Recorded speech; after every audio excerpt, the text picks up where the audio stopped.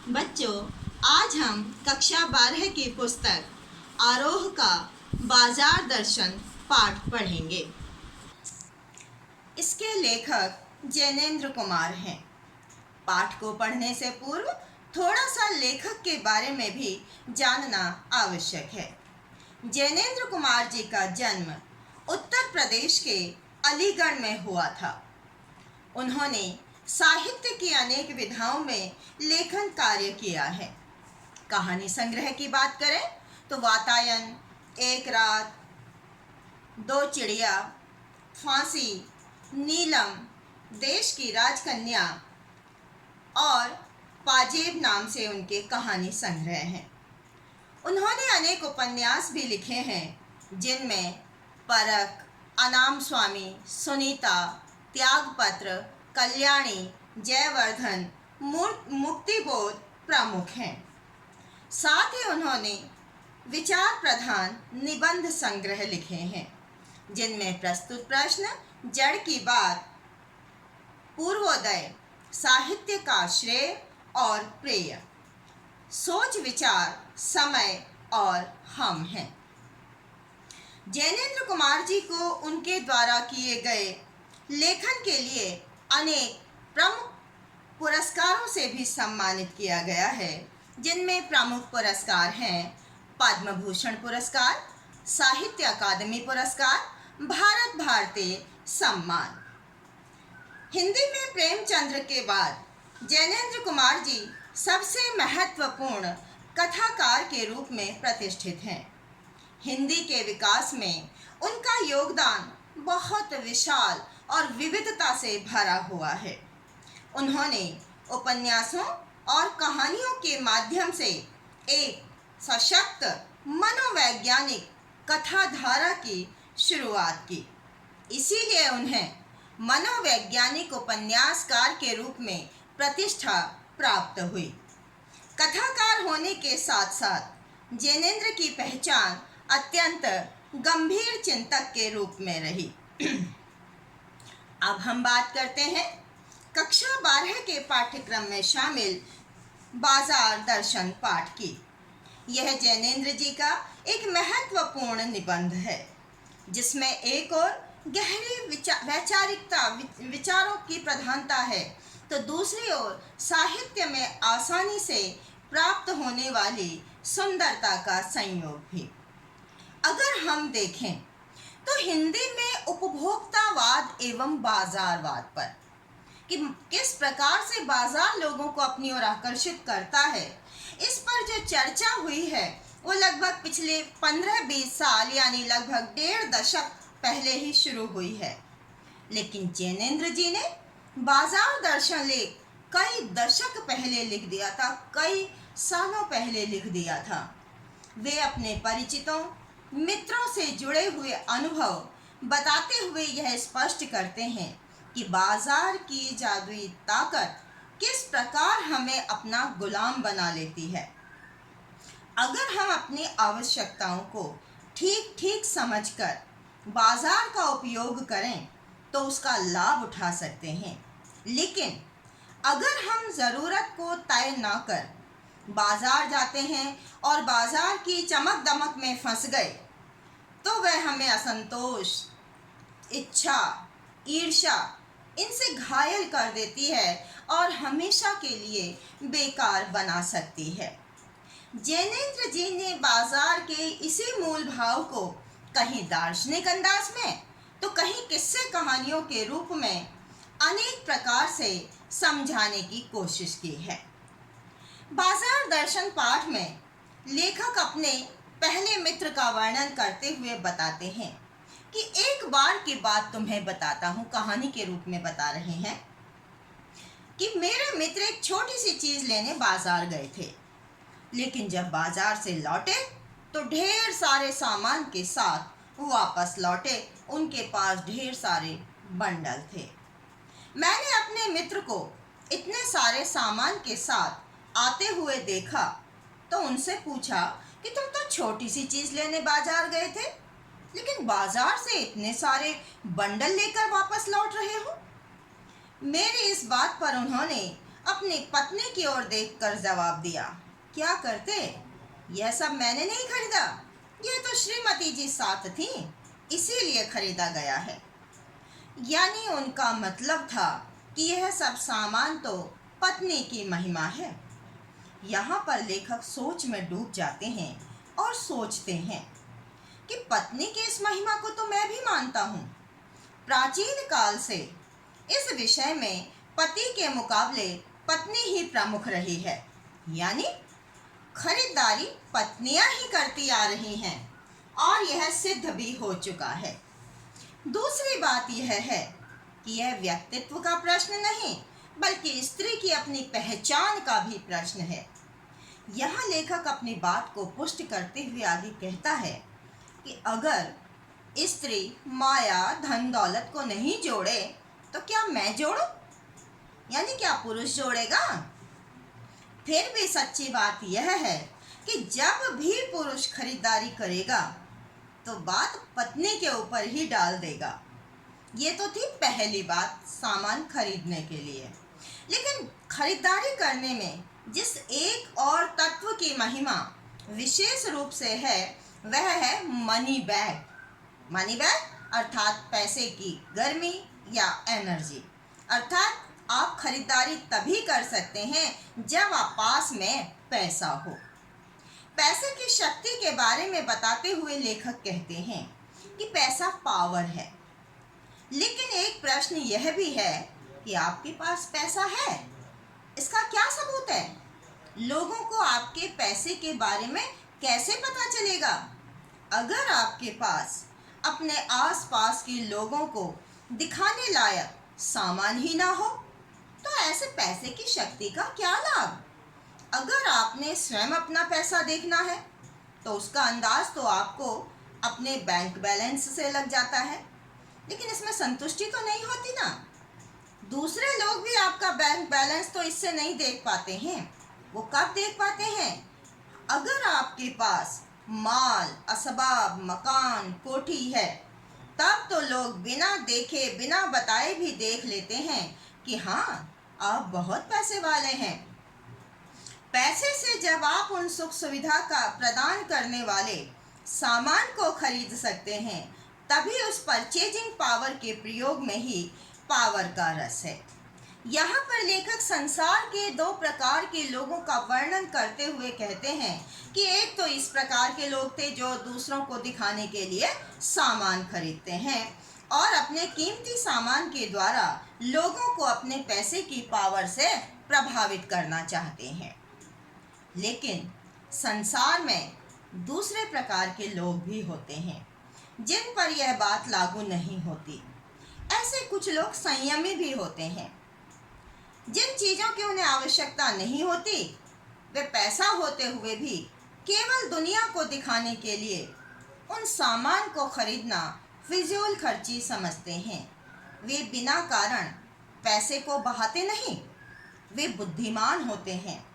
वे अपनी बुद्धि का प्रयोग करते हुए संयम पूर्वक पैसे को जोड़ते जाते हैं।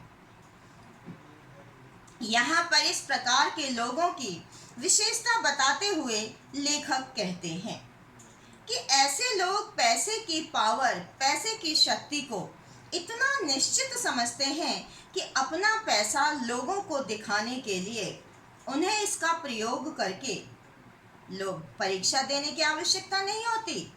उनका अपना मन तो बस इसी बात पर गर्व से भरा रहता है कि उनके पास पैसा है। मित्र के पास सामान से भरे बंडलों को देखकर लेखक ने इतना सब कुछ अपने मन ही मन में सोच लिया और प्रत्यक्ष में मित्र से कहने लगे, ये कितना सामान ले आए? मित्र ने लेखक के सामने अपना मनी बैग अर्थात पर्स फैला दिया और कहने लगे, यह देखिए, सब उड़ गया, सारा पैसा खर्च हो गया, अब जो रेल टिकट के लिए भी बचा हो। तो मित्र की इस बात को सुनकर लेखक सोचते हैं कि यदि मेरे मित्र के पास और पैसा होता तो वह और सामान लेकर आते। यहाँ पर एक प्रश्न यह भी लेखक के मन में आता है कि आज जो मेरे मित्र सामान लेकर आए हैं वह अपनी ज़रूरत को देखकर नहीं लाए, बल्कि उनके पर्स में जितने पैसे थे उसी के अनुसार लेकर आए हैं, यानी अपनी परचेजिंग पावर के अनुपात में लाए हैं। आगे लेखक कहते हैं कि यह बात तो सही है कि जिसके पास जितनी परचेजिंग पावर होगी, सामान को खरीदने की शक्ति होगी, उसी के अनुसार सामान खरीदेंगे। लेकिन इस सिलसिले में एक और भी महत्व का तत्व है जिसे हमें भूलना नहीं चाहिए। खरीदने के इस चमत्कार में, इस करतब में उसका भी बहुत कुछ हाथ है। क्या है वह तत्व? वह तत्व है बाजार। ये सही है कि आपके पास पैसा है, आप सामान खरीद सकते हैं, लेकिन सामान कब खरीद पाते हैं? तो बाजार जो तत्व है, तो मैंने अपने मित्र से कहा, आप बेकार ही इतना सब कुछ ले आए। मेरी इस बात पर मित्र बोले, कुछ न पूछो, बाजार है कि शैतान का जाल है। बाजार में ऐसा सजा सजा कर माल रखते हैं कि कोई बेहया बेशर्म ही होगा जो उसके जाल में नहीं फंसेगा। मित्र की इस बात को सुनकर लेखक मन ही मन में कहते हैं कि हाँ, बाजार ग्राहकों को आमंत्रित करता है कि आओ, लूटो और लूटो, यहाँ आओ, सब भूल जाओ, केवल मुझे देखो, मेरा रूप किसके लिए है, मैं तुम्हारे लिए हूँ। अब ये देखिए आप किस तरह से ये बाजार सजा कर रखा हुआ है। ऊपर सामान, नीचे गाड़ियाँ हैं, ये इधर इलेक्ट्रॉनिक्स का सारा सामान, दूसरा सुपरमार्केट, क्या क्या नहीं है जो लोगों को अपनी ओर आकर्षित कर रहा है। अगर आप कुछ नहीं भी लेना चाहते हैं तो देखने में क्या हर्ज है। आप बाजार जाते हैं, चीज़ देखते हैं, आपने कहा मुझे ये दिखाइए, लेकिन दुकानदार आपको और एक से एक चीज़ें दिखाने लगता है। आप कहते हैं नहीं नहीं, क्या कहता है, अच्छा देखने में क्या हर्ज है, देख लीजिए, देखने के कौन से पैसे लगेंगे। तो ये क्या है, एक आमंत्रण है कि देखो, मुझे लो। और इस आमंत्रण में खूबी है कि आग्रह नहीं है। ऊंचा ऊंचा बाजार सजा हुआ है। उस बाजार का आमंत्रण कैसा है, मुंह यानी चुपचाप, तुमसे नहीं कहता, बस इस तरह से सजा हुआ है कि आप उसकी ओर आकर्षित होते चले जाते हैं और उससे आपके मन में चाह जगने लगती है, इच्छा जागने लगती है। और इस चाह का मतलब होता है अभाव। कैसे? चौक बाजार में खड़े होकर आदमी को लगने लगता है कि उसके पास जो कुछ है वह काफ़ी नहीं है, उसके पास और भी सामान होना चाहिए। बाजार में सुख सुविधा की कितनी सारी चीज़ें भरी हुई हैं, मेरे पास तो सुख सुविधा की कितने कम साधन हैं, जबकि बाजार में कितनी सारी चीज़ें हैं।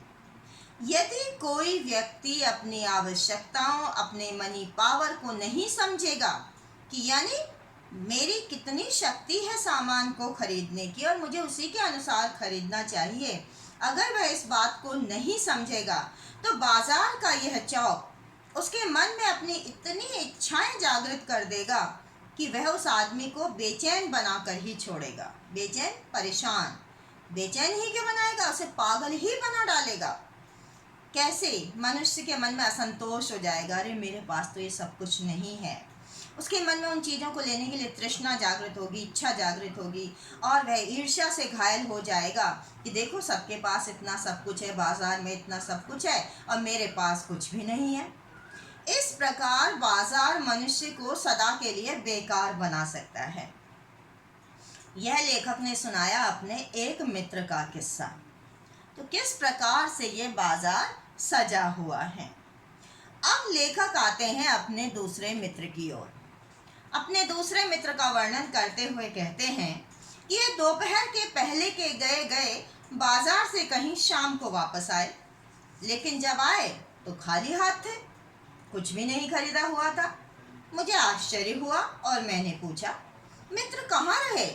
दोपहर में बाजार गए थे, शाम को आए हो, वो भी खाली हाथ। मित्र ने उत्तर दिया, बाजार को देखते रहे। मैंने जिज्ञासा से पूछा, बाजार को देखते क्या रहे? वह कहने लगे, बस बाजार को देखते रहे। उनकी यह बात सुनकर तब मैंने उनसे कहा, लेकिन तुम लाए तो कुछ भी नहीं। वह कहने लगे, हाँ, पर बाजार में यह समझ न आता था कि लूँ तो क्या, सभी कुछ तो लेने को जी होता था। तो आप देख रहे हैं व्यक्ति सोच रहा है कि क्या खरीदूं, सब कुछ यहाँ पर जो कुछ है वो सारा सब कुछ खरीद लूं। तो मन में सोचने लगे कुछ लेने का मतलब था उसके अलावा बाकी सब कुछ को छोड़ देना, पर मैं कुछ भी नहीं छोड़ना चाहता था, इसलिए मैं कुछ भी नहीं ले सका। उनकी इस बात पर मैंने उनसे कहा कि यह भी खूब रही। लेखक कहते हैं तब मैंने सोचा मित्र की बात तो ठीक थी। अगर आपको ठीक से यह पता नहीं है कि आप बाजार से क्या लेना चाहते हो, तो बाजार की सभी चीज़ों को लेने की इच्छा तुम्हें घेर लेगी, और जब आप उन चीज़ों को नहीं ले पाओगे तो उसका परिणाम दुखदाई ही होगा। फिर लेखक दार्शनिक के रूप में अपने विचारों को व्यक्त करते हुए कहते हैं कि बाजार में एक जादुई शक्ति है, और वह जादुई शक्ति आँख के रास्ते काम करती है। कैसे करती है? बाजार पूरी तरह से सजा धजा रहता है और अपने रूप से दूसरों को आकर्षित करता है। यहाँ पर लेखक चुंबक के माध्यम से बाजार के जादू की शक्ति के बारे में बताना चाहते हैं। बाजार चुंबकीय शक्ति के समान है। आप सभी चुंबक को जानते हैं, मैग्नेट को जानते हैं। मैग्नेट क्या होता है? वो लोहे को अपनी ओर खींच लेता है, यानी चुंबक का जादू केवल लोहे पर ही चलता है। उसी प्रकार से बाजार के जादू की भी एक मर्यादा है। क्या मर्यादा है? कैसे जादुई शक्ति कब कब असर करती है? कि आपकी जेब भरी हो और मन खाली हो। ऐसी हालत में जादू का असर खूब होता है। मन खाली होने का क्या मतलब है यहाँ? कि आपने मन में सोचा ही नहीं है कि मुझे क्या लेना है, और जेब में पैसे भरे हुए हैं। तो ऐसी हालत में जादू का असर खूब होता है। दूसरी स्थिति क्या होती है? कि जेब खाली हो पर मन भरा हुआ ना हो, तब भी बाजार की अनेक चीज़ों का जो आमंत्रण है वो आप तक पहुंच जाएगा। और मान लीजिए आपकी जेब भरी हुई हो, तब तो आपका मन किसकी बात सुनने वाला है? मालूम होता है यह भी लूं वह भी लूं, उसे सभी सामान ज़रूरी लगते हैं और आराम को बढ़ाने वाले मालूम होते हैं। पर यह सब किसके कारण होता है? बाजार के जादू के कारण। और आप ये सारा सामान खरीद कर घर ले आते हैं, और जब बाजार के जादू की यह सवारी उतरती है तो आपको पता चलता है, ओहो, फैंसी चीज़ों की घर में अधिकता तो आपके आराम में मदद नहीं दे रही, बल्कि आपको परेशानी ही उत्पन्न कर रही है। हाँ, जब हम ये सब चीज़ें लेकर आते हैं, उस समय इससे थोड़ी देर को हमारे स्वाभिमान को सेक ज़रूर मिल जाता है, यानी हमारे अभिमान को खुराक मिल जाती है कि मैं कितना पैसे वाला हूँ। लेकिन यहाँ यह सवाल पैदा होता है कि अगर रेशमी डोरी से किसी को जकड़ दिया जाए तो क्या रेशम के मुलायम स्पर्श के कारण वो जकड़न कम हो जाएगी? नहीं, वह जकड़न फिर भी आपको परेशान ही करेगी। तो फिर इस जादू की जकड़ से बचने का उपाय क्या है? इसका उपाय सीधा सा यही है कि बाजार जाने पर मन खाली नहीं होना चाहिए। यानी जब बाजार जा रहे हों तो आपको पता होना चाहिए कि आपने क्या खरीदा है। और अगर आप बाजार जा रहे हैं, आपका मन खाली है और आप सोचते हैं कि चलो बाजार चलते हैं, वहीं जाकर सोच लेंगे कि क्या खरीदना है, ऐसे में हमें बाजार नहीं जाना चाहिए। क्यों? इसके लिए एक उदाहरण उन्होंने दिया है कि लू में जाना हो तो पानी पीकर जाना चाहिए। लू होती है जो मई जून के महीने में गर्म हवा चलती है, वो आदमी को नुकसान पहुंचाती है। तो ये कहा जाता है कि घर से बाहर निकलते समय ऐसे में पानी पीकर जाना चाहिए, फिर लू नहीं लगती। तो क्या है कि अगर हमारे अंदर पानी है, खालीपन नहीं है शरीर में, तो वो लू बेकार हो जाती है। इसी प्रकार से यदि तुम्हारे मन में इस बात का लक्ष्य भरा हो कि मुझे बाजार से क्या लेना है, मुझे किस चीज़ की आवश्यकता है, तो बाजार भी फैला का फैला ही रह जाएगा। वह तुम्हें परेशान घाव बिल्कुल भी नहीं दे सकेगा कि भाई मैं तो पैसे ना होने के कारण इस चीज़ को नहीं ले पा रहा हूँ, बल्कि वह कुछ आनंद ही देगा कि मुझे मेरी आवश्यकता की वस्तु मिल गई। तब बाजार तुमसे कृतार्थ होगा, क्योंकि उसने आवश्यकता पूरी की है। आपकी आवश्यकता पूरी हो जाएगी तो बाजार भी कृतार्थ हो जाएगा। क्यों हो जाएगा कृतार्थ बाजार? क्योंकि तुम उसे कुछ न कुछ सच्चा लाभ दे सकोगे। बाजार की असली कृतार्थता है आवश्यकता के समय काम आना, और बाजार भी सही मायने में तभी अपने आप को लोगों का आभारी मानता है जब वह उनकी आवश्यकताएं पूरी करता है। आगे का पाठ हम दूसरी वीडियो के माध्यम से समझेंगे।